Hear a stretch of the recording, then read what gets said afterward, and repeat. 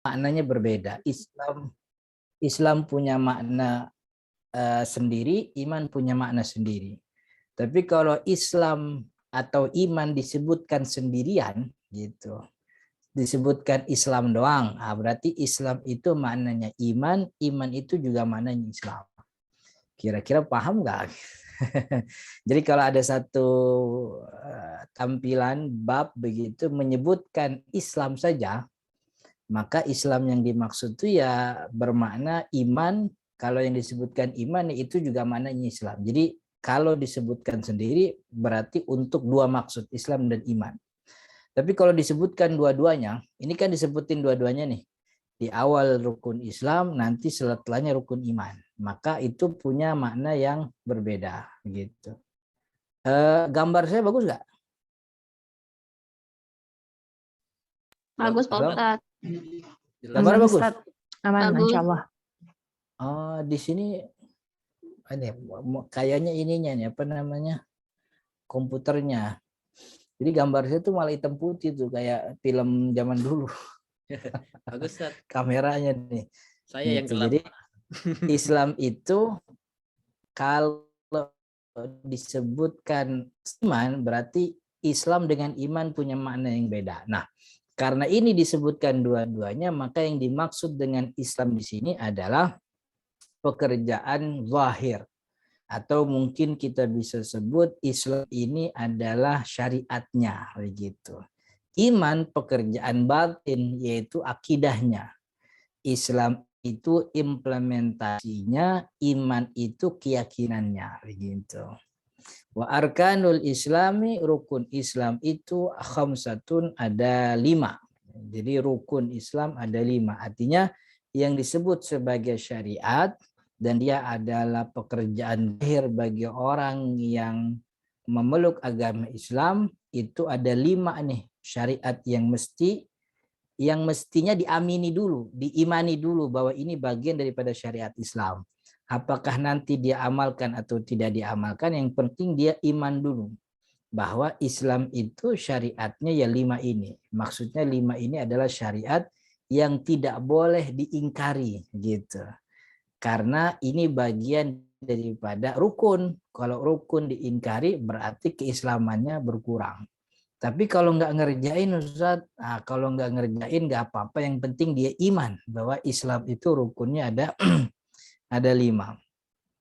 Yang pertama syahadatu alla ilaha illallah wa anna Muhammadar Rasulullah, yaitu bersyahadat, bersaksi bahwa tiada Tuhan selain Allah dan Nabi Muhammad Rasulullah. Nah, ini penting nih teman-teman yang dirahmati Allah, bahwa betul rukun Islam itu yang pertama syahadat. Tapi kewajiban syahadat itu diwajibkan bagi orang yang ingin masuk Islam, yang sebelumnya adalah orang non-muslim. Tidak pernah satupun, tidak ada satupun ulama sejagat ini mengatakan orang Islam kalau balik syahadat nggak ada. Karena lahir daripada rahim seorang muslimah itu sudah otomatis membuat si orang tersebut adalah muslim begitu. Dalam surat At-Tur ayat 21 Allah mengatakan walladzina amanu wattaba'athum dzurriyyatuhum biiman. Orang-orang yang beriman kemudian diikuti oleh keturunannya juga dengan iman. Jadi memang iman ini turun temurun, yang ulama nyebut dengan istilah apa namanya al-imanu bil wiladah, iman karena keturunan, dan itu sah-sah saja. Jadi orang yang lahir dari rahim pasangan muslim maka dia tidak perlu mengulang syahadatnya gitu. Jadi syahadat ini semua ulama sepakat syahadat ini syarat masuk Islam bagi orang yang sebelumnya adalah non muslim, kafir gitu. Entah dia kafir memang kafir asli, kafir dari lahir, atau dia adalah kafir yang sifatnya murtad. Jadi awal Islam kemudian murtad, kemudian dia masuk lagi. Jadi maksudnya jangan kemudian nyuruh orang atau kita diperintah harus syahadat lagi, berarti nggak benar tuh. Jadi kalau ada pengajian, ada kelompok, ada komunitas, masuk kita ke dalamnya lalu disuruh kita untuk bersyahadat ulang, berarti kelompok ini takfiri ini namanya. Gitu. Jadi syahadat itu hanya diwajibkan bagi orang yang di luar Islam untuk masuk Islam. Yang kedua, wa iqamus shalah, mendirikan sholat. Kenapa dikatakan mendirikan, tidak mengerjakan? Nah, kan kalimatnya iqamah, bukan fi'alus sholah, mengerjakan sholat, tapi iqamah, mendirikan sholat. Karena kalau fi'il itu sifatnya alal marrah, fi'il itu sifatnya sekali doang. Tapi kalau iqamah itu punya mana al-mulazamatu wal istimrar, terus-terusan gitu. Jadi yang namanya rukun Islam tuh sholatnya bukan sekali. Sholatnya berkali-kali. Mulazamah, kuat memegang, meyakini kewajiban sholat, dan juga istimrar, terus-terusan. Jadi tidak cuma sekali saja begitu. Makanya disebut dengan istilah iqamah. Bukan fi'lu, tapi iqamah. Nanti lebih panjang ya kita bahas tentang sholat itu bagaimana. Nanti di bab setelah ini kan gitu. Jadi pada intinya rukun Islam itu merepresentasikan syariat. Kalau rukun iman merepresentasikan akidah. Orang muslim harus berakidah, akidahnya rukun iman. Orang muslim harus bersyariat, syariatnya rukun Islam. Dari mana kita paham syariat? Maka ilmu fikih. Dari mana kita paham akidah? Dari ilmu tauhid atau ilmu kalam gitu. Jadi rukun Islam itu objek ilmu fikih, rukun iman adalah objek ilmu tauhid, ilmu kalam. Kemudian yang ketiga, wa itaiz zakah, dan juga mengerjakan zakat, menunaikan zakat, membayar zakat. Wa shaumi Ramadan, puasa di bulan Ramadan itu bagian daripada rukun Islam. Wa hajjul baiti, dan juga haji ke Baitullah, man istata'a ilaihi sabila. Itu rukun Islam. Jadi pada intinya rukun Islam itu representasi dari syariat yang itu bisa dipelajari, didalami dengan ilmu namanya ilmu fikih gitu. Faslun, fasal selanjutnya, arkanul imani, rukun iman sittatun, ada 6. Ini akidahnya orang muslim itu 6. Pertama, rukun iman itu ada 6. Yang pertama, antu'mina billah, yaitu iman kepada Allah Subhanahu wa ta'ala. Kalau gambar saya berubah atau suaranya putus, tolong dikabari gitu ya. Jelas, jelas. Antu'mi, karena dari tadi nih nggak tahu nih internetnya apa komputernya begitu. Sekarang bukan malah hitam putih, sekarang tuh malah baris itu tuh. Apa tuh kalau TV zaman dulu tuh semut. Oh. Semut tuh. Tapi aman. Tapi kalau di sana nangkepnya bagus ya nggak ada masalah. Yang pertama, antu'mina billah, iman kepada Allah. Bagaimana iman kepada Allah? Iman kepada Allah tuh 2. Ada iman kepada Allah secara ijmalan, secara global, dan dua-duanya wajib. Kita wajib beriman kepada Allah secara global. Yang kedua, kita juga wajib beriman kepada Allah secara terperinci. Iman kepada Allah kita wajib secara global. Bagaimana iman kepada Allah secara global? An-na'taqidah annallaha ta'ala mausufun bi jami'il kamalat. Kita meyakini, berakidah, kita meyakini bahwa Allah Subhanahu wa ta'ala mausufun, itu disifati bi jami'il kamalat, dengan seluruh sifat kesempurnaan gitu. Itu secara global, secara umum gitu. Secara umum kita harus meyakini bahwa Allah mempunyai sifat dan itu segala kesempurnaan. Itu merupakan sifatnya Allah. Artinya kebalikannya, kita tidak boleh meyakini bahwa Allah mempunyai sifat kekurangan. Seperti Allah lupa, Allah apalagi Allah tidur. Lupa itu kan cacat ingatan, nggak boleh terjadi sama Allah. Makanya kalimat-kalimat Al-Quran yang di dalamnya ada fanasiyahum, Allah melupakan mereka, kita tidak boleh artikan Allah lupa, tapi Allah menahan rahmat untuk mereka gitu. Jadi lupa di situ artinya meninggalkan rahmat kepada mereka. Itu kan orang-orang kafir kan begitu. Jadi tidak boleh diartikan sebagai lupa, karena lupa itu cacat dalam ingatan. Itu secara umum, bahwa kita harus mengimani bahwa Allah itu disifati dengan seluruh sifat kesempurnaan. Nah, kalau secara terperinci kita harus meyakini bahwa Allah itu disifati dengan sifat wajib 20. Lalu juga sebaliknya Allah disifati dengan sifat, Allah tidak mungkin bersifat dengan sifat mustahil yang jumlahnya juga 20. Lawan daripada 20. Jadi wajib tuh gini. Ini hukum akal. Ada namanya sifat wajib, ada sifat mustahil, ada sifat jaiz.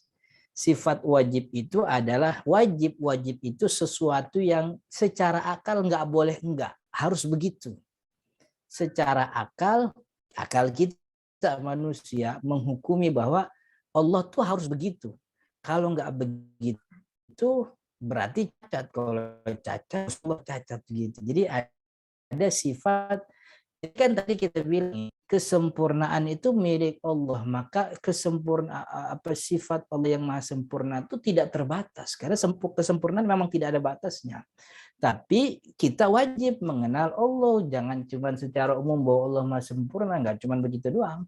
Nah, kewajiban itu kemudian melahirkan sifat 20 karena dari banyaknya sempurna itu yang sampai pada otak kita itu 20 sifat, bahwa Allah tidak mungkin selain 20 ini. Secara akal, makanya Allah kan yang di sifat 20 itu secara akal kita mau tidak mungkin tidak wujud. Allah tidak mungkin tidak ada. Allah harus ada. Karena kalau Allah tidak ada, alam ini juga nggak ada, kan begitu. Adanya alam ini bukti bahwa Allah itu ada, begitu. Karena alam ini kan berubah dari waktu ke waktu. Perubahan zaman, perubahan alam ini bukti bahwa alam ini tidak kekal. Karena yang kekal tidak mungkin berubah. Berubahnya dia tuh bukti bahwa dia tidak kekal. Karena tidak kekal berarti dia makhluk. Kalau dia makhluk berarti ada yang menciptakan. Siapa zat yang maha menciptakan alam sebesar ini? Allah, gitu. Dan alam tidak mungkin mengadakan dirinya sendiri. Alam tidak mungkin mengadakan dirinya sendiri. Pasti ada satu zat. Dan otak kita berhenti pada satu zat yang maha besar. Dan itu berhenti pada Allah. Karena kalau Allah tidak kuat seperti, tidak maha besar seperti itu, berarti ada yang jauh lebih besar daripada. Itu kan mustahil. Ada yang lebih besar daripada. Mustahil. Makanya Allah kita hukumi punya sifat wajib. Pertama, wujud. Kedua, wujudnya Allah tuh kidam. Kidam itu tidak ada permulaan, gitu. Karena kalau ada permulaan berarti sebelumnya tidak ada. Jadi Allah tuh ada tanpa permulaan. Kalau Allah ada dengan permulaan berarti sebelumnya Allah tidak ada. Kalau tidak ada berarti Allah kagak wujud, mustahil. Padahal dari awal kita udah pegang tuh bahwa Allah punya sifat wujud, ada. Dan keberadaan Allah kidam, tanpa awalan. Jadi jangan terkecoh dengan beberapa orang ateisme yang mengatakan bahwa alam ini tidak punya Tuhan, gitu. Alam ini ada dengan sendirinya dan alam yang menciptakan diri sendiri itu sangat masuk akal. Katanya kan gitu, sebagaimana Tuhan bisa mengadakan dirinya, itu Tuhan bisa mengadakan dirinya sendiri, itu salah. Allah tidak mengadakan dirinya sendiri. Allah ada tanpa permulaan. Allah ada dengan sendirinya. Karena kalau kita katakan Allah mengadakan dirinya berarti sebelumnya Allah nggak ada, dan itu mustahil. Mustahil gitu. Makanya Allah wujud kidam. Kidam itu ada tanpa permulaan. Wujud kidam baqa, dan Allah ada, keadaannya Allah tuh kekal tanpa akhir. Allah ada tanpa permulaan, tanpa akhir. Allah itu sifat wajib. Karena kalau Allah tidak kekal berarti Allah mati. Kalau Allah mati berarti Allah sama kayak makhluknya. Padahal Al-Quran mengatakan walaisa kamitslihi syai'un, kan begitu. Yang namanya tidak kekal itu sifatnya makhluk. Begitu, dan itu mustahil bagi Allah. Maka itu wajib bagi Allah wujud kidam baqa. Yang keempat, mukhalafatul hawadisi, berbeda dengan makhluknya. Allah berbeda dengan seluruh apa yang ada di jagat raya ini. Sebagaimanapun kita bayangkan Allah, Allah pasti berbeda. Karena otak kita terbatas. Fantasi kita hanya bisa menampilkan gambaran yang mungkin pernah kita pikirkan. Dan Allah berbeda dengan itu. Jadi Allah tidak sama dengan hambanya. Kalau hambanya Allah makhluk punya tangan, Allah enggak. Jangan katakan Allah punya tangan seperti seperti hambanya. Allah berbeda. Jadi mukhalafatul hawadis, Allah berbeda dengan hambanya, dalam zatnya Allah berbeda, dalam sifatnya Allah berbeda, dalam pekerjaannya juga Allah berbeda. Jadi maka ayat-ayat yang punya indikasi persamaan Allah dengan makhluk disebut dengan ayat mutasyabihat. Nah, memahami ayat mutasyabihat selalu di akhirnya diujungi maknan yaliqu bijalalih. Jadi katakanlah ada kalimat yadullahi fawqa aydihim. Tangan Allah di atas tangan mereka para manusia. Maka tangan yang dinisbatkan kepada Allah dalam ayat itu diartikan oleh ulama maknan itu maknanya adalah esensi yaliqu bijadalih yang cocok dan pantas dengan keagungan Allah Subhanahu wa taala. Enggak diartiin sebagai tangan. Kalau diartiin sebagai tangan berarti Allah sama seperti makhluk dan Allah mukhalafat itu mustahil begitu. Maka jangan enggak bisa dibayang. Kalau kita punya tempat, jangan bayangin Allah juga bertempat. Allah di luar daripada dimensi kemanusiaan itu gitu. Jadi Allah tidak butuh tempat. Adanya itu makanya yang kelima itu qiyamuhu binafsihi. Allah wujud, qidam, baqa, mukhalafatu lil hawadisi, berbeda dengan makhluknya, qiyamuhu binafsihi, dan adanya Allah itu berdiri sendiri tanpa Allah tidak butuh siapapun, Allah tidak butuh apapun. Itu. Kalaupun ada satu dunia ini muslim kagak sholat, Allah tetap mulia. Atau satu dunia semuanya Islam, Allah tetap mulia. Jadi Allah tidak hina dengan maksiat kita. Allah tidak butuh dengan ibadah kita. Jadi qiyamuhu binafsihi wahdaniyah, dan dia esa. Esa dalam zatnya gitu, satu begitu, esa juga dalam sifatnya.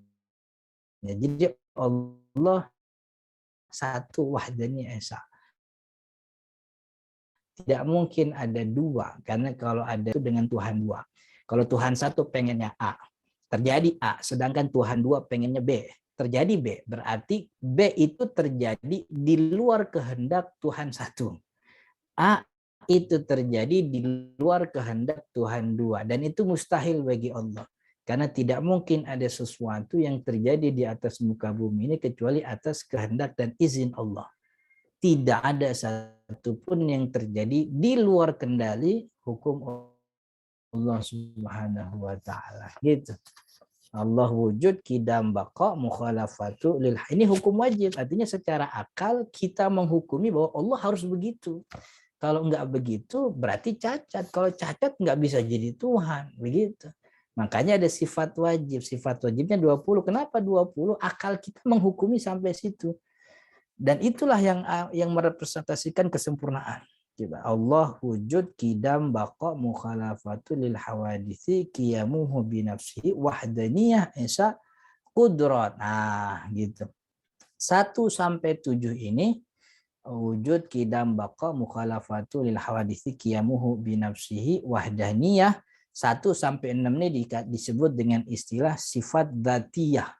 Sifat yang nempel pada zatnya, menggambarkan bagaimana zatnya Allah. Zatnya Allah wujud, qidam, baqa, mukhalafatu lil hawadisi, qiyamuhu binafsihi, wahdaniyah.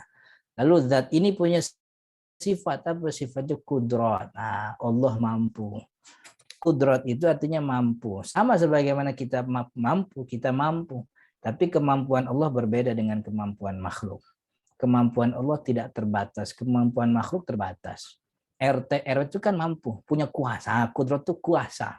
RT RW kan juga punya kuasa, tapi kuasanya cuma sekedar di RW itu doang kan gitu. Ntar dia pindah kampung ke rumah orang bukan RW dia nggak punya kuasa lagi. Gitu.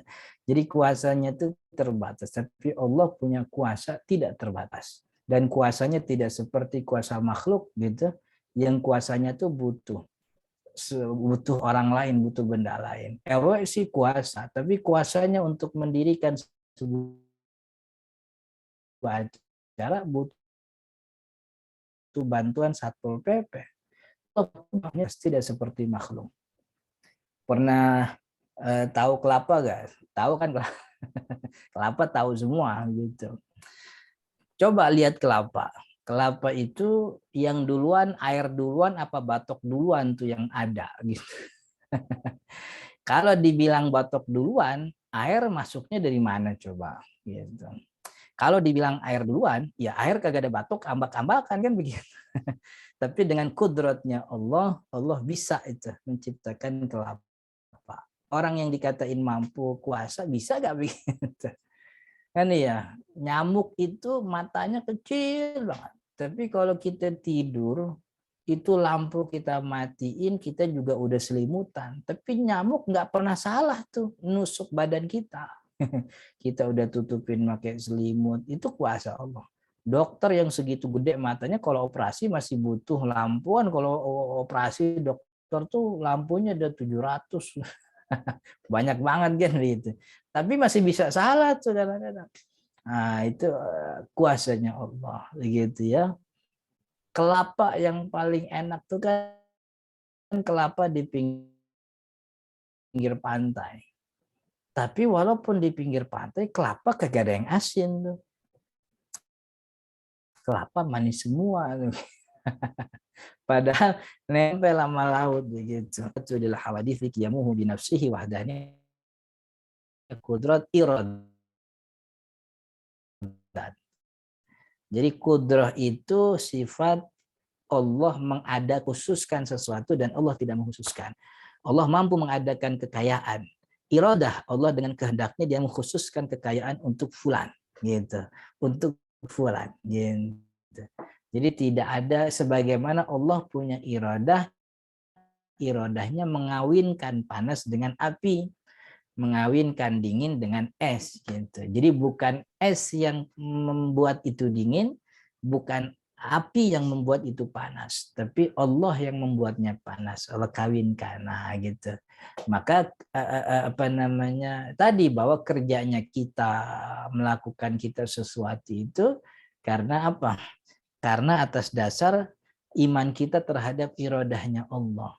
Allah mengawinkan satu makhluk dengan makhluk menjadi apa istilahnya menjadi sepasang api dengan panas. Sebagaimana Allah mengawinkan bahwa uang itu bisa didapatkan dengan bekerja kan gitu. Jadi kerjanya kita karena kita tunduk terhadap iradah hukum alam yang Allah tetapkan. Allah wujud kidam maka mukhalafatu bi nafsi qiyamu bi nafsi wahdanya kudrat iradat ilmun. Allah Maha mengetahui segala sesuatu. Ilmun hayat, Allah Maha hidup karena zat yang sempurna seperti itu tidak mungkin tidak kecuali kalau zatnya hidup. Jadi insya Allah kalau soal sifat Allah, iman kepada Allah, nanti teman-teman bisa buka YouTube saya, ada kelas namanya Kitab Jawahir Al-Kalamiyah. Apa tadi Ustaz? Jadi Jawahir. saya punya rubrik khusus Jawahir Al-Kalamiyah. Jawahir Al-Kalimiyah itu kitab tauhid.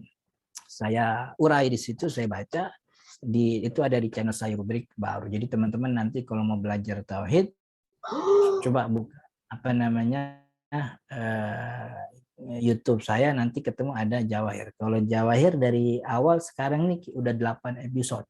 Udah masuk kepada iman kepada malaikat begitu. Jadi intinya bahwa iman kepada Allah itu mengimani bahwa Allah mempunyai seluruh sifat kesempurnaan. Wal malaikatihi, iman kepada malaikat Allah, bahwa Allah punya malaikat yang mana malaikatnya diciptakan dari cahaya dan malaikat adalah makhluk yang latif, yang tidak kasat mata. Kita manusia tidak mungkin bisa melihat malaikat karena malaikat latifah, dia tidak kasat mata. Makhluk yang bisa melihat malaikat dalam bentuk wujud aslinya adalah para nabi. Kita nggak bisa. Dalam bentuk asli kita nggak bisa. Tapi ketika malaikat itu berbentuk manusia, sebagaimana Jibril alaihissalam yang datang kepada Nabi dalam rupa manusia, kita bisa melihatnya. Sama seperti angin. Angin itu latif. Dia tidak kasat mata. Tapi ketika angin bercampur dengan debu, kita bisa melihat. Tapi yang kita lihat itu bukan angin, tapi debu tuh gitu. Malaikat ketika dia berwujud manusia, yang kita lihat manusia. Gitu, bukan malaikat aslinya. Angin aslinya tidak terlihat, tapi karena dia bercampur dengan debu, pasir yang kita lihat itu pasir, debu yang berterbangan. Bukan angin itu sendiri. Dia latif, tidak kasat mata. Dan malaikat Allah wajib kita amini, yang mana malaikat-malaikat itu muncul dalam Al-Quran juga hadis Nabi. Yang kita jumlahkan ada kira-kira 10 dengan nama aslinya. Jibril, Mikail. Itu kita wajib amini. Wajib amini itu berarti kita juga wajib menghafal dan meyakini bahwa ada Jibril, Mikail, Israfil, Israel, Munkar, Nakir, Raqib, Atid, Malik, Ridwan, Hamalatul Ars, Hafadhah, Katabah, dan seterusnya. Jadi malaikat-malaikat. Jadi jumlah malaikat itu ratusan ribu. Bahkan kata Imam Nawawi tidak terhingga. Tapi kita wajib mengimani yang disebutkan oleh Rasul dalam hadis dan juga disebut oleh Allah dalam Al-Qur'annya. Jadi harus hafal itu 10 malaikat minimal. Jibril, Mikail, dan pekerjaan dan tugasnya. Begitu. Wa kutubihi, iman kepada kitab-kitab Allah, bahwa kitab Allah diturunkan kepada Rasul. Kita harus mengimani. Dan jumlahnya itu ada mi'atun wa arbah, ada 104. Banyak. Termasuk Al-Quran. Wa rusulihi, iman kepada Rasul-Rasul Allah. Kita harus meyakini bahwa Allah punya Rasul yang menjadi penyampai antara Allah, wahyu Allah kepada makhluk sekalian alam. Dan di antara Rasul itu yang paling afdal adalah Rasul ulul azmi. Ulul azmi itu Ibrahim, Isa, Nuh, kemudian Nabi Muhammad, dan Nabi Musa. Nabi Musa, Nabi Isa, Nabi Nuh, Nabi Ibrahim, Muhammad. Itu jadi nabi jumlahnya banyak, bahkan tidak terhingga. Yang wajib kita tahu, yang wajib kita hafal, yang disebutkan oleh Allah dalam Al-Quran juga dalam hadis Nabi. Setidaknya ada 25 nabi itu. Adam, Idris, Nuh, Saleh, Ibrahim, Lut, Ismail, Ishak, Yakub, dan seterusnya. Di antara 25 dan para nabi serta rasul, yang paling afdol di antara mereka 5 ulul azmi. Ibrahim, Musa, Isa, Nuh, Muhammad sallallahu alaihi wasallam. Dan dari 5 ini yang paling mulia adalah Nabi Muhammad sallallahu alaihi wasallam. Dan para rasul, para nabi itu, para rasul maksud saya itu punya sifat 4. Yang sering kita hafal dulu waktu pengajian anak-anak, ada 4 sifat dimiliki rasul. Pertama siddiq, kedua amanah, ketiga tabligh, keempat fatonah. Kita harus meyakini itu. Kemudian selanjutnya iman kepada hari akhirat. Jadi sebagai seorang muslim harus mengimani adanya hari akhirat, hari pembalasan. Dan juga iman kepada qadar khairihi wa syarihi, baik dan buruknya minallahi subhanahu wa ta'ala, dari Allah subhanahu wa ta'ala. Ini cukup sebagai pertemuan kali ini. Itu nanti kita buka sesi tanya jawab dan diskusi. Tapi tadi bahwa saya di channel saya tuh punya rubrik atau kitab tauhid, yang kita pelajari adalah kitab tauhidnya Ahlus Sunnah wal Jamaah. Jadi tauhid Ahlus Sunnah wal Jamaah itu kan ada 3 kelompoknya, sebagaimana kelompok fikih.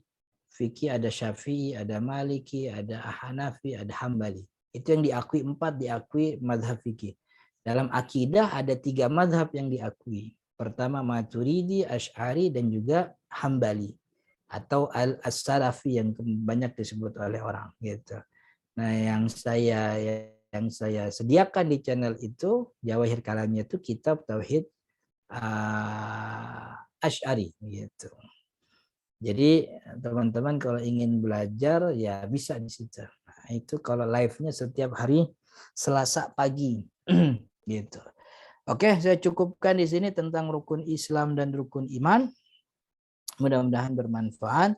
Insya Allah kita lanjut di minggu depan itu malam Kamis saya berhalangan tuh. Oh iya, nanti diinfokan lagi. Ustaz. Bisa mengupnya gitu. Khusus minggu itu aja. Karena ada tugas keluar itu. Oke.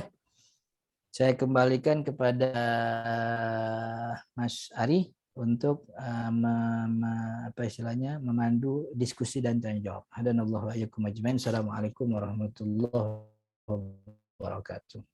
Waalaikumsalam warahmatullahi wabarakatuh. Syukron jazakallah pada Ustadz.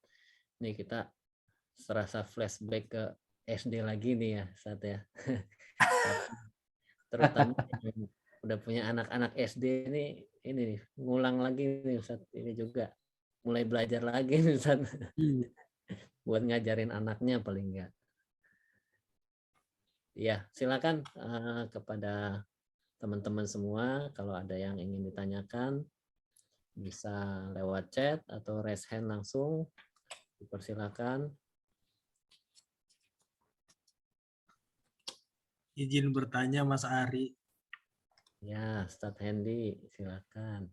Untuk Ustadz di awal tadi disebutin ya, kalau kita ngaji terus ada pengajiannya minta kita syahadat lagi itu hati-hati, itu bisa-bisa takfiri. Nah, tapi tadi Ustadz belum menjelaskan takfiri itu apa sih gitu. Ya.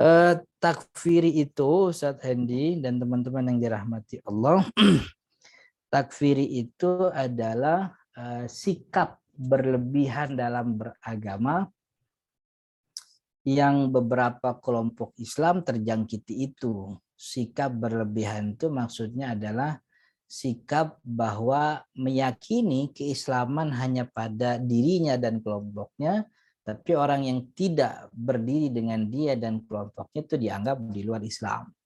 Jadi untuk bisa masuk ke dalam kelompoknya, mereka mewajibkan syahadat lagi karena dianggapnya orang yang tidak berperilaku seperti dia itu dianggap sebagai kafir. Jadi itu yang kita sebut dengan istilah takfiri. Sikap berlebihan dari kelompok yang menganggap di luar kelompoknya adalah kekafiran. Walaupun kelompok ini sifatnya ini tidak jelas dalam arti standarnya itu juga aneh begitu ya. Yang disebut kelompok dia tuh standarnya apa begitu, lalu bagaimana ya istilahnya memang pemahaman yang tidak lurus manhajnya sehingga gampang mengkafirkan orang lain gitu. Dan kita kemarin sudah di pertemuan sebelumnya sudah memahami tentang definisi iman, bahwa iman itu adalah meyakini dalam hati, mengucapkan meyakini dalam hati dan mengikrarkan dengan lisan bahwa seluruh apa yang datang dari Nabi Muhammad yang berupa ma'lum minad-dini bid-darurah itu adalah kebenaran. Itu cukup menjadi standar iman begitu. Dan kalau paham takfir itu lebih daripada itu, harus ada dan takfir itu menjangkiti banyak kelompok, Ustadz Hendy. Jadi di Aswaja yang orang-orang sebut Aswaja. Jadi kalau orang nyebut Aswaja itu identiknya sama Nahdiyin. Di orang Nahdiyin takfirnya juga ada. Yang menganggap kalau bukan Nahdiyin kafir tuh ada. Saya nemu banyak orang kayak gitu. Di kelompok-kelompok salaf. Iya, Nahdiyin itu NU. Nahdiyin itu NU. Di teman-teman Salafi yang menganggap bahwa selain mereka itu kafir juga banyak gitu. Di orang-orang Sufi juga banyak, orang-orang yang mengaku-ngaku bahwa dirinya ikut tarekat ini, tarekat itu, Sufi ini, Sufi itu juga di antara mereka banyak berpaham takfiri. Jadi takfir itu penyakit setiap kelompok memang. Cuman saya belum nemu dari orang Muhammadiyah. Saya nggak berteman soalnya. Bukan nggak berteman, teman saya dikit sama orang Muhammadiyah. Jadi kalau orang NU saya pernah ketemu orang NU begitu, orang Salafi juga ada, orang Sufi juga begitu. Jadi paham berlebihan, makanya dikatakan dia bukan kelompok tapi dia sikap. sikap berlebihan dalam beragama yang itu menjangkiti banyak orang begitu. Salah satunya karena tidak tidak punya manhaj itu maksudnya tidak punya standar berpegang yang baik begitu. Pokoknya kalau nggak kayak dia berarti kafir begitu. Itu namanya paham takfiri gitu. Gitu Ustaz Hendy. Gimana? Nah, ini kan dengar penjelasan Ustadz ya.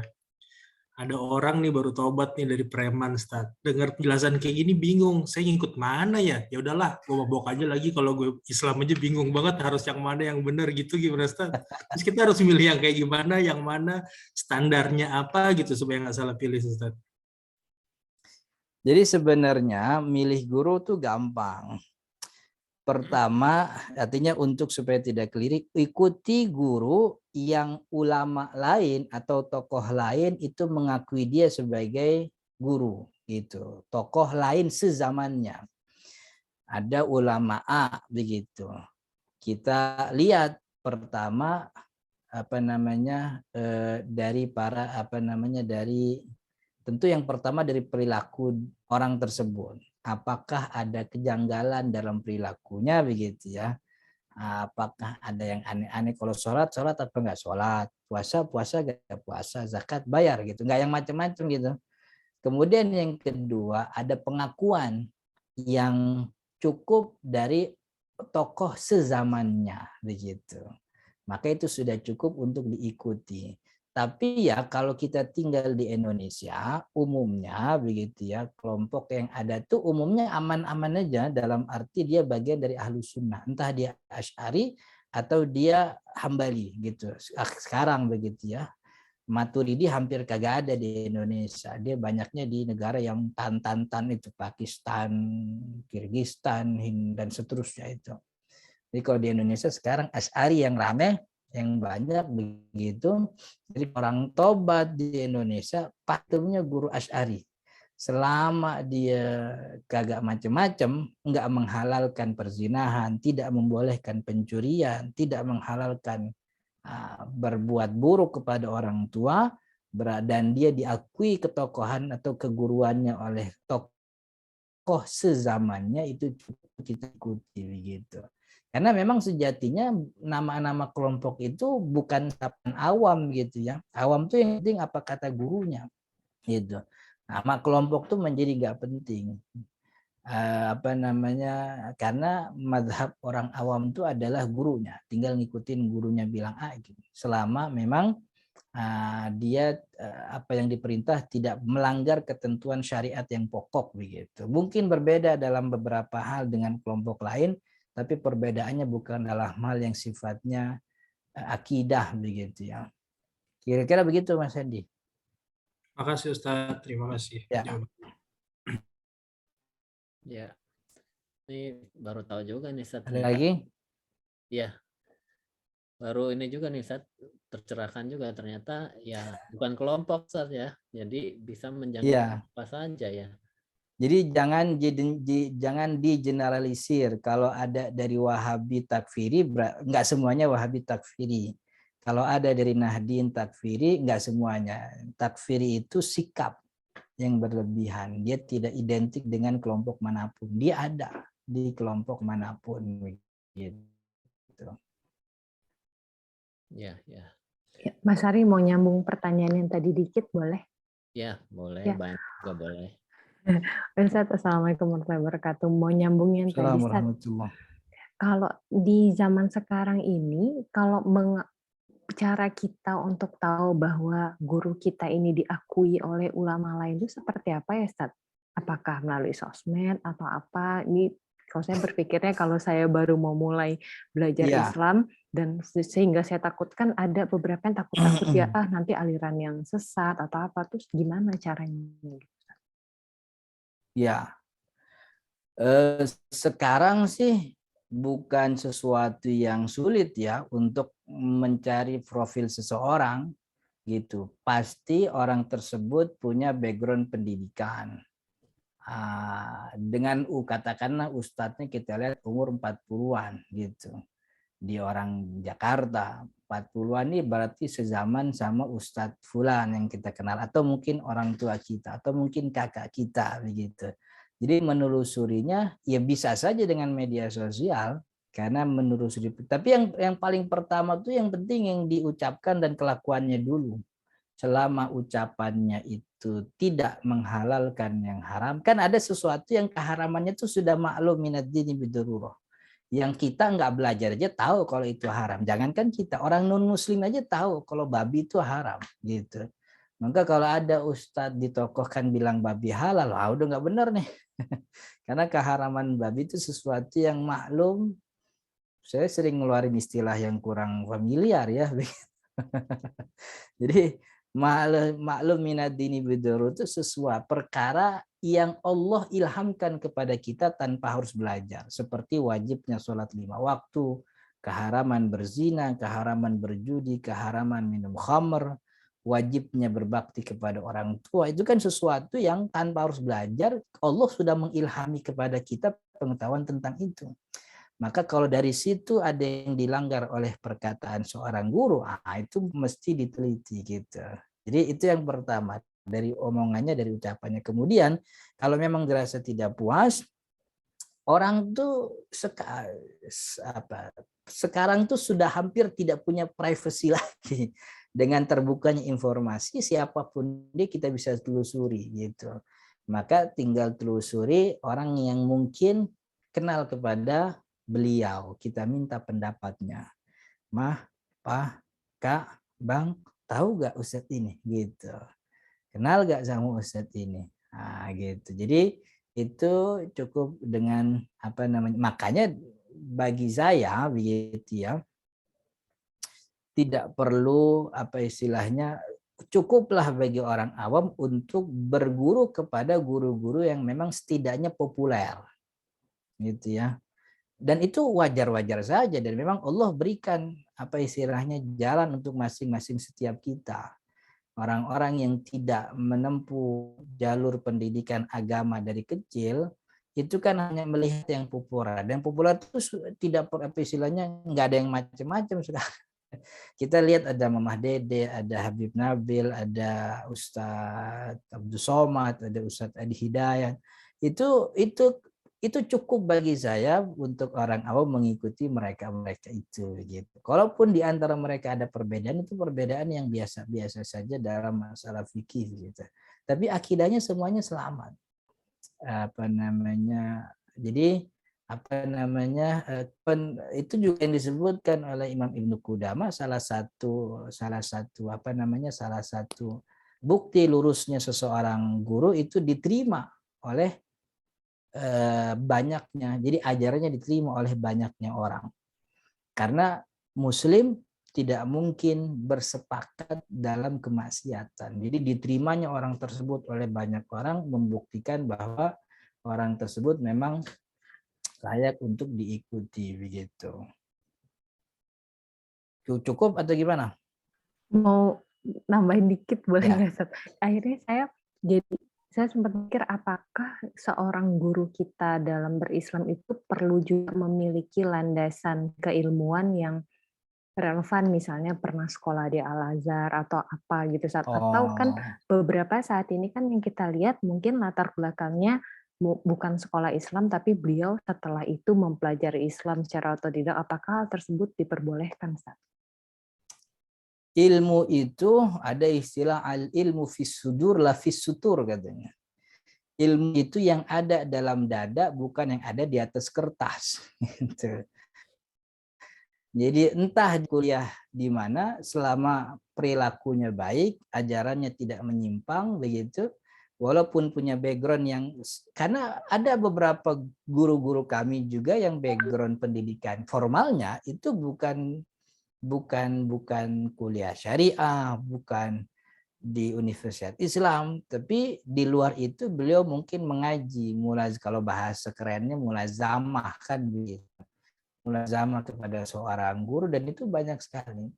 Jadi ilmu itu fis sudur, di dalam dadanya, dan dari dada itu kemudian keluar. Badan kita ini kan kayak teko. Teko itu kalau teko isinya teh, keluarnya teh gitu.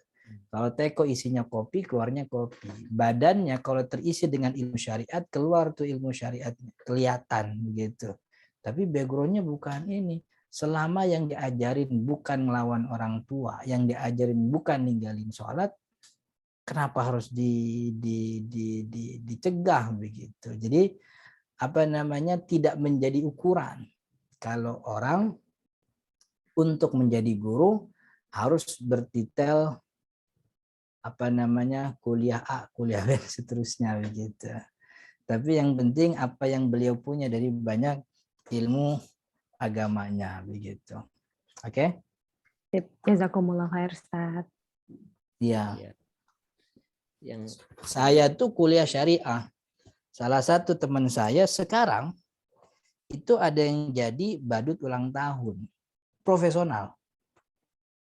Kerjaannya itu ya begitu. Dari hotel ke hotel dipanggil oleh tenan atau mungkin keluarga begitu, dan beliau cerdas sekali bikin balon-balon berhias. Background pendidikan agamanya top banget gitu. Tapi dengan model seperti itu, orang tidak berpikir untuk menjadikan beliau sebagai guru agama. Padahal background pendidikannya layak gitu. Kan ya? Maka itu tidak berarti background pendidikan itu, ya tentu kita tidak bisa menafikan bahwa pendidikan yang dia kenyam itu pastilah apa namanya punya pengaruh, tapi tidak selalu seperti itu gitu. Jadi kita punya banyak pengalaman kan begitu soal teman-teman yang sekarang ada yang jadi, tadi salah satunya ada yang jadi bash. Oke. saya kebayangnya ini Ustaz, kalau dulu ya orang tua kita. Ada lagi? Ya Ustaz, saya ini tadi kepikiran yang Ustaz jelasin kan, awalnya kita bertanya ke siapa yang kenal dengan guru tersebut ya. Saya ngebayangin dulu ya orang-orang tua kita mungkin, jadi ngeceknya itu ya kenal nggak dengan beliau, kesehariannya gimana, sampai ya akhlaknya sehari-hari seperti apa. Jadi ya dulu kan belum ada sosmed kayak tadi kita bisa ngecek profil gitu ya. Jadi memang yang dikenal gitu Ustaz ya, yang memang secara orang umum tahu orangnya baik, tidak menyimpang gitu Ustaz ya. Iya. Iya, dan itu cukup begitu. Makanya apa namanya, adanya setiap tahun Allah memunculkan tokoh agama yang populer itu sangat, kalau saya pribadi sangat bersyukur, karena dengan ustadz-ustadz seperti itulah orang-orang yang mungkin apa istilahnya tidak punya akses lebih luas seperti saya, itu mereka bisa mengakses daripada ustadz yang diberikan popularitas oleh Allah. Jadi itu emang jalannya Allah supaya ilmu agama ini rata begitu. Jadi apa istilahnya, jangan apa istilahnya, akses yang diberikan oleh Allah, salah satunya Allah jadikan salah satu di antara para guru itu populer sampai tingkat nasional, tuh buat diambil sama kita ini yang bingung mau belajar sama siapa. Kan begitu. Iya. Syukron Ustaz. Nah, ada lagi nih Ustaz. Saya mau nambahin boleh nggak Mas Ari? Ya, silahkan. Assalamualaikum Pak Ustadz. Mau melanjutkan lagi, jadi semakin seru masalah seperti ini. Jadi mohon maaf agak sebut merek.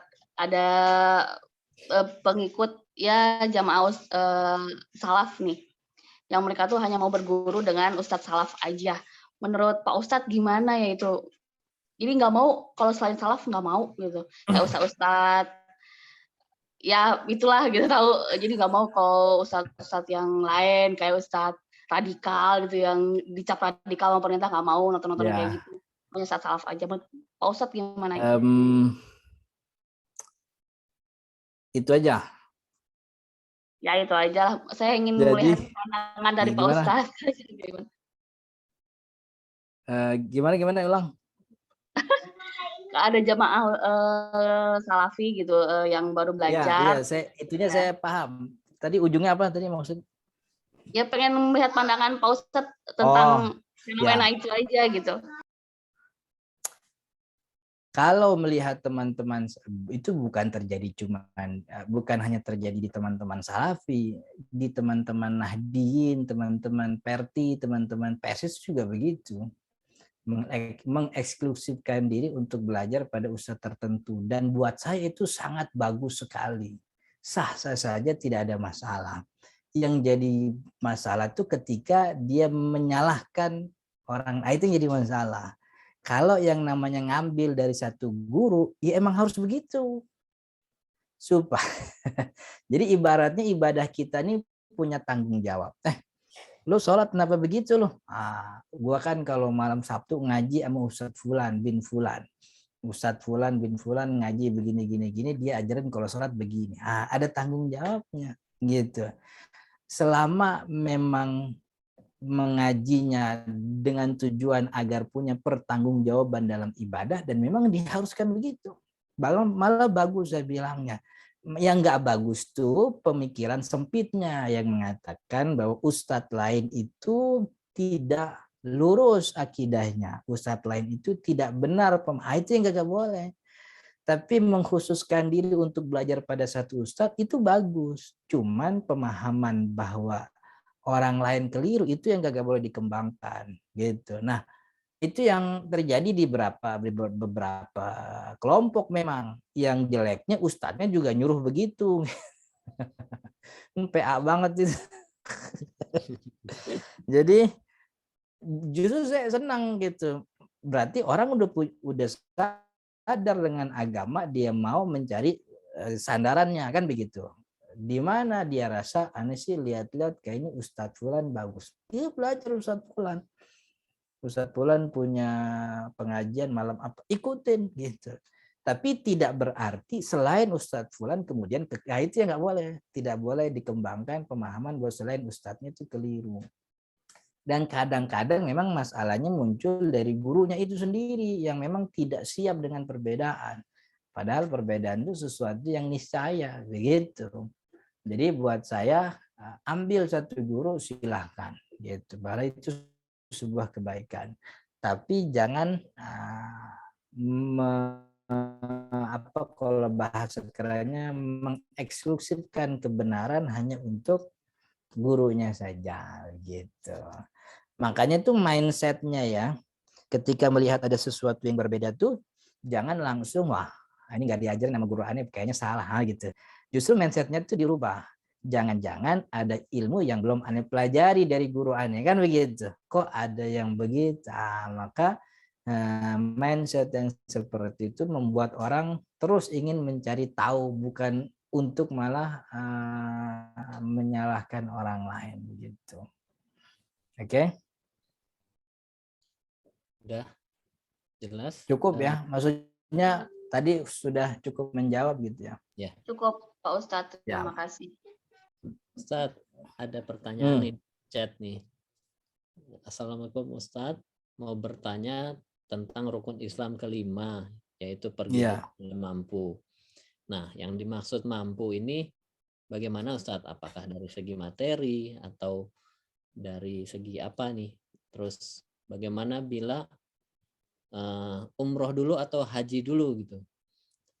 Kalau sudah rezekinya, silakan Ustadz. Jadi manistato'a ilaihi sabila dalam Al-Quran itu diartikan oleh ulama az-zadu warrahilah. Jadi standar mampu itu dua.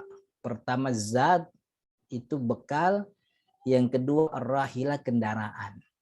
Nah, yang disebut bekal ini adalah bekal untuk dirinya di perjalanan, di tanah haram, dan kembali ke tanah kampungnya. Termasuk juga bekal untuk orang yang ditinggalkan. Berarti ada 4 tuh. Jadi makna mampu tuh 2. Gitu. Azat, bekal, rohila, kendaraan. Nah, bekal itu maknanya 4. Bekal untuk dirinya di perjalanan, bekal untuk dirinya di tanah haram, bekal untuk dirinya pulang, dan bekal untuk orang yang ditinggalkan. Itu artinya bekal. Maka untuk dikatakan orang mampu, dikatakan mampu itu ya kalau dia punya bekal itu. Yang kedua, ar-rahila, kendaraan. Kendaraan itu maksudnya kendaraannya ada, jalannya aman, dan dia adalah orang yang bisa menaiki kendaraan tersebut. Maka kalau dia kendaraannya ada, jalannya aman, tapi dia bukan orang yang mampu naik kendaraan itu karena sudah tua misalnya, sudah sepuh, nggak bisa naik dalam ketinggian sekian, berarti dia nggak wajib haji karena standar mampu belum nyampe.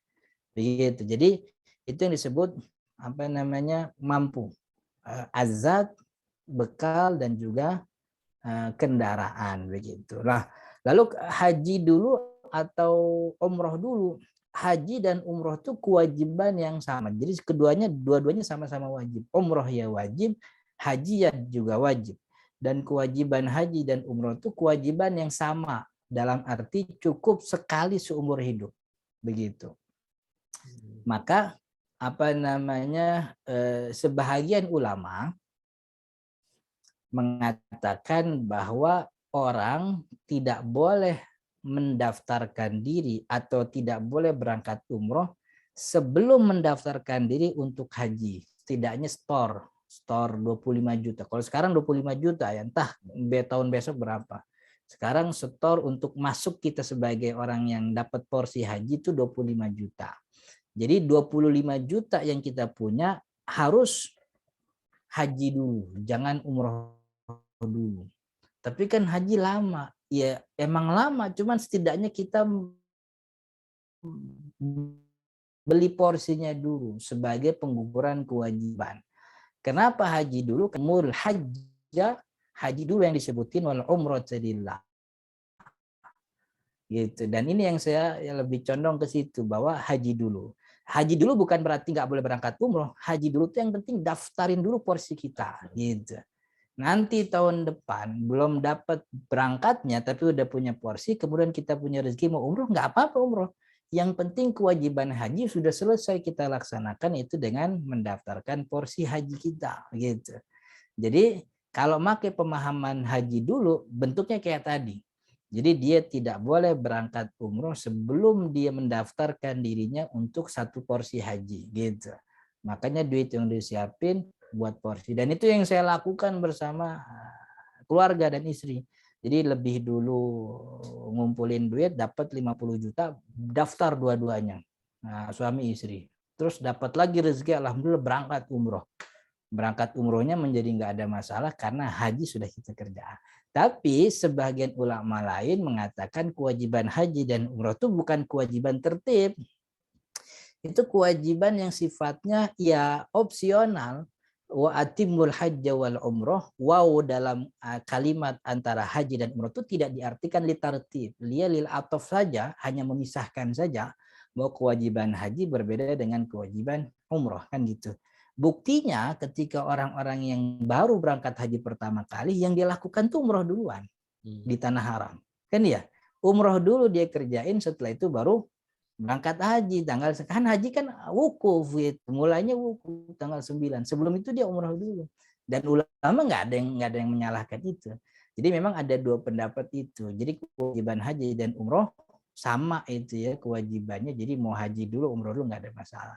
Cuman saya memang lebih condong pendapat kewajiban haji dulu dikerjakan baru umroh. Bagaimana implementasinya tinggal daftar saja. Karena haji kita nggak mungkin langsung berangkat begitu. Itu pun kalau mau berangkat langsung kan harus apa namanya furoda. Furoda itu sekarang mahalnya minta ampun.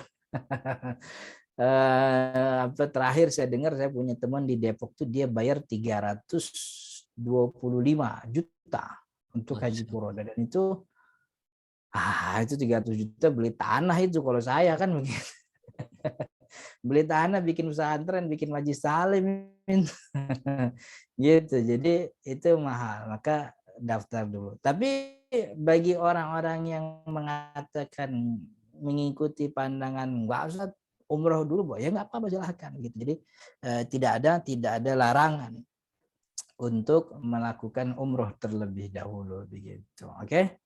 Atau ini Ustaz, kalau pertanyaannya kalau dari sisi materi sudah bisa punya mobil, bisa punya rumah, tapi belum haji. Nah, sering dapat pertanyaan gitu nih. Kita punya Ya, rumah dulu atau haji dulu sih gitu? yang disebut mampu tuh kelebihan harta. Rumah itu bukan kelebihan harta, rumah itu harta yang kita pakai. Mobil tuh kendaraan kita pakai. Yang disebut mampu tuh di luar kebutuhan. Saya butuh untuk istri, butuh untuk anak. Kita hitung kebutuhan istri dan anak selama setahun berapa butuhnya. Katakanlah 30 juta. Saya punya 25 juta, itu berarti saya nggak mampu karena 25 juta itu masih belum mengcover 30 juta kebutuhan, begitu. Jadi dikatakan mampu itu kelebihan harta dari kebutuhan dan hitungannya setahun. Hitung kebutuhan setahun 50 juta misalnya. Hitung pendapatan kita selama setahun sekian. Berarti kita punya kelebihan. Nah, kelebihannya itu cukup nggak buat daftar haji dan untuk bekal yang lain. Kalau itu cukup, maka bis itu dikatakan mampu. Tapi kalau nggak cukup, berarti dia emang dia nggak mampu. Sama sebagaimana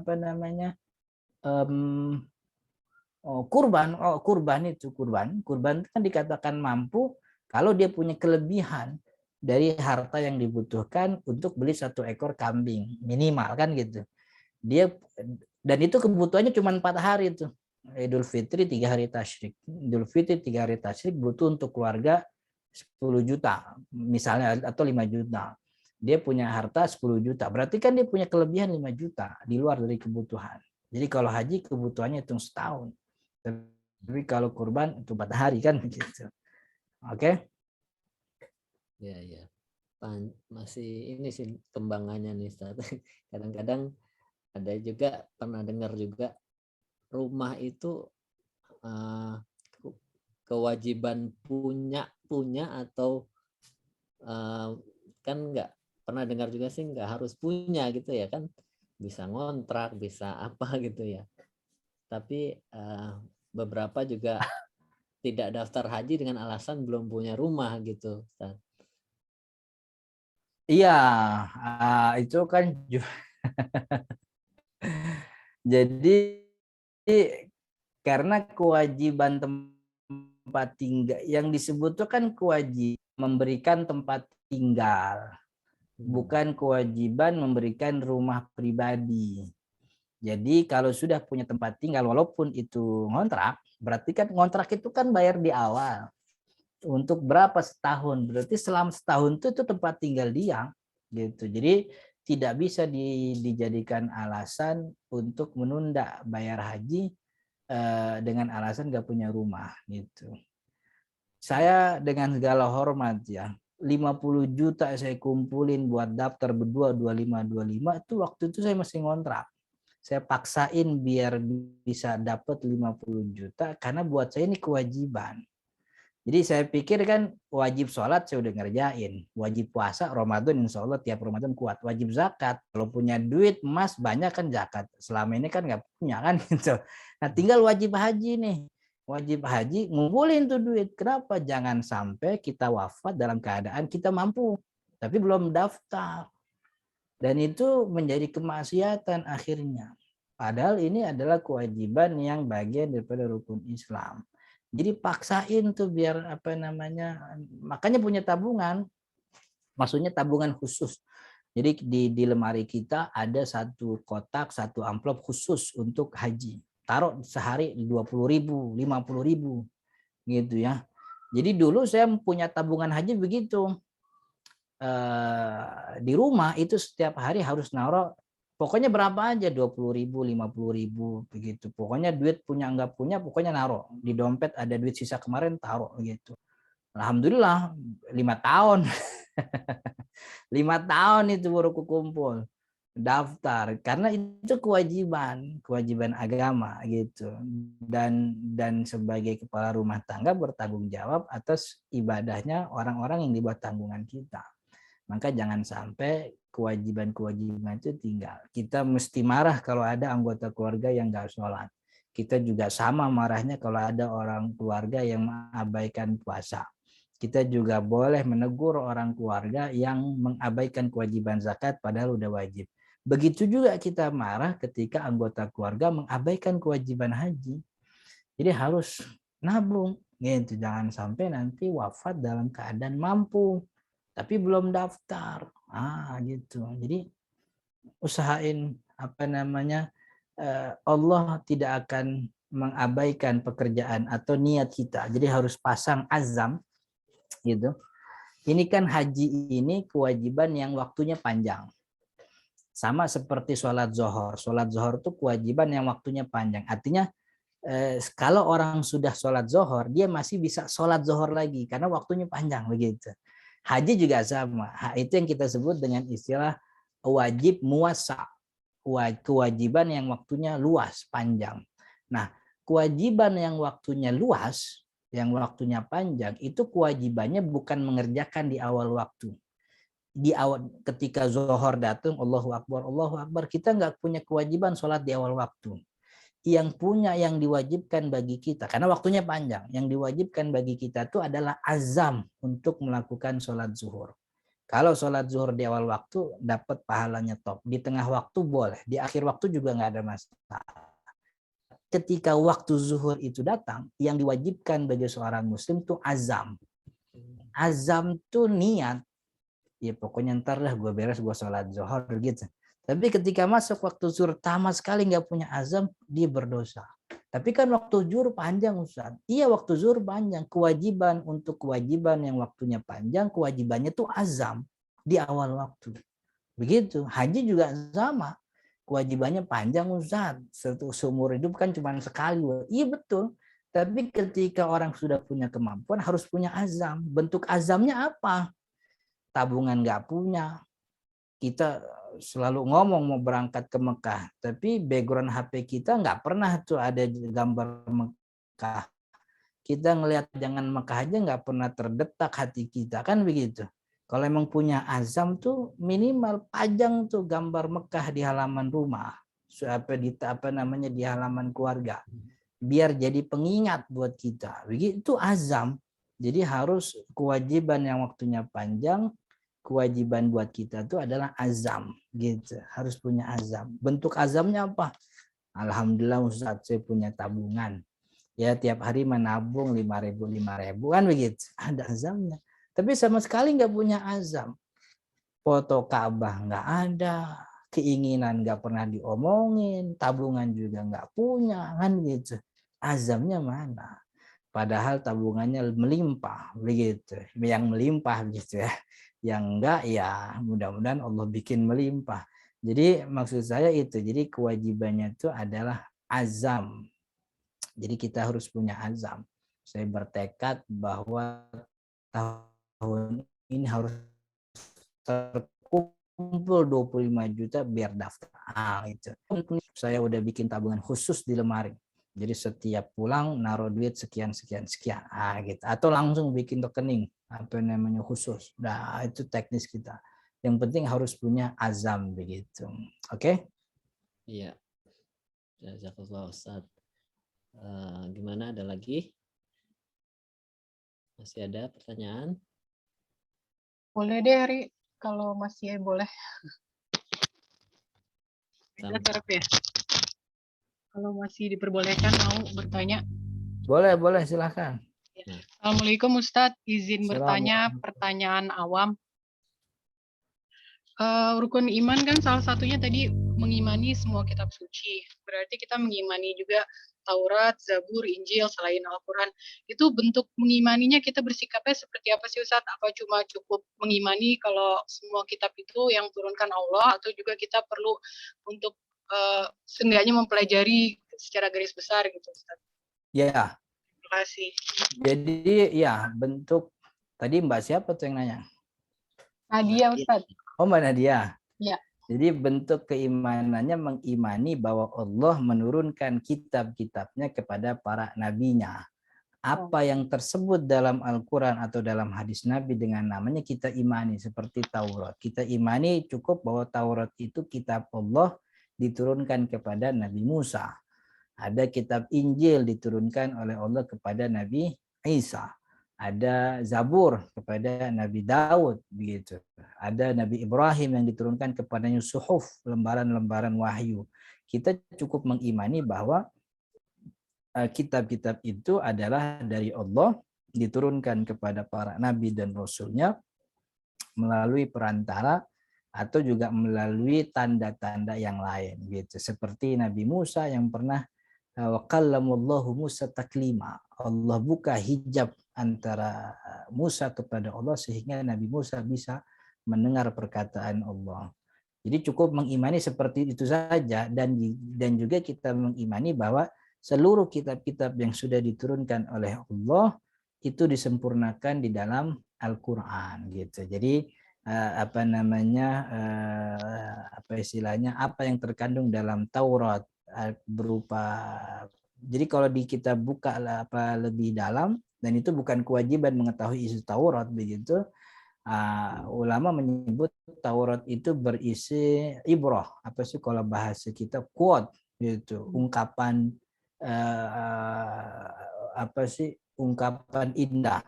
Kalau Injil berupa cerita hikmah dan seterusnya.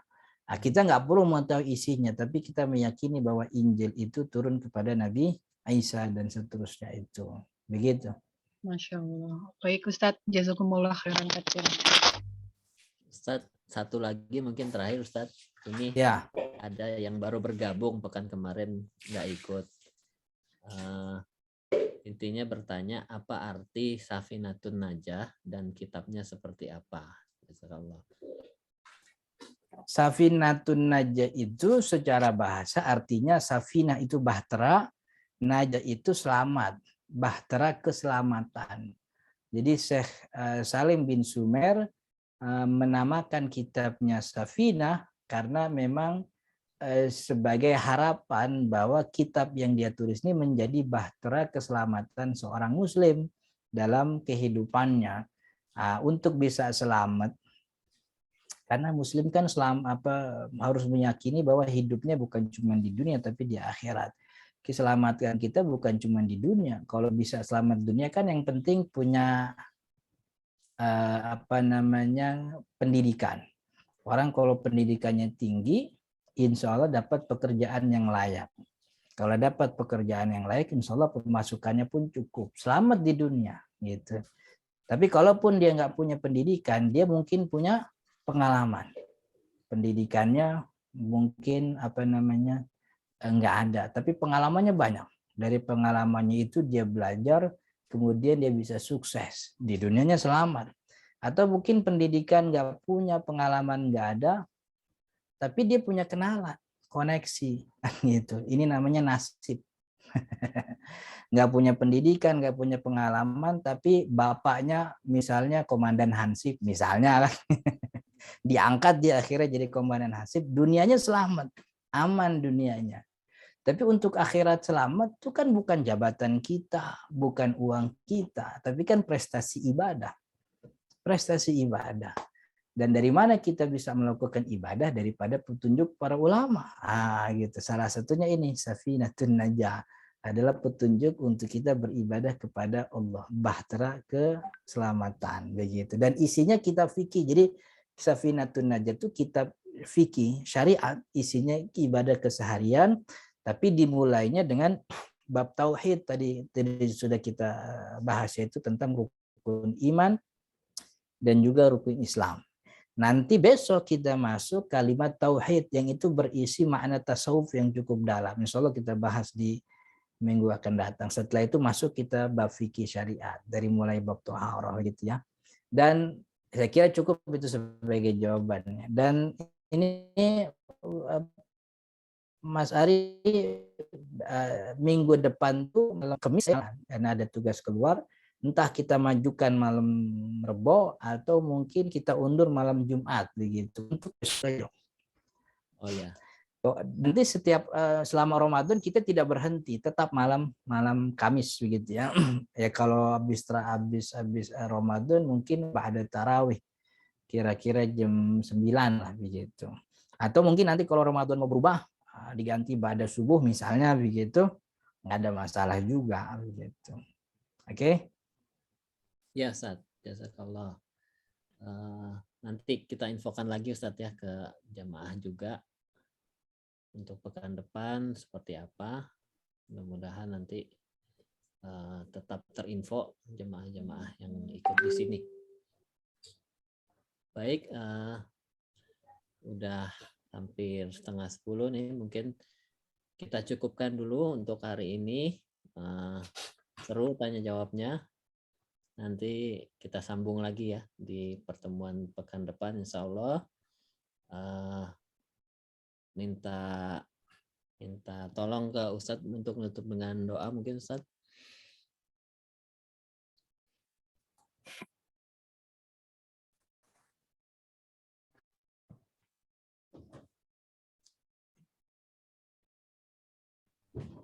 Ustadz, Gimana? Tes? boleh minta tolong untuk tutup dengan doa Ustadz? Oh, suara antum tadi putus, nggak kedengeran. Oh putus. Oke teman-teman yang dirahmati Allah, kita mulai baca Al-Fatihah. Mudah-mudahan apa yang kita kerjakan jadi ilmu, yang apa yang kita kerjakan jadi amal ibadah kita, dan apa yang kita pelajari jadi ilmu yang bermanfaat. Sekaligus juga kita doakan teman kita, kerabat kita yang dalam keadaan sakit, mudah-mudahan disembuhkan oleh Allah, yang sedang dalam kekurangan diberikan kecukupan, yang sedang dalam kesusahan diberikan jalan keluar oleh Allah Subhanahu wa taala. Al-Fatihah.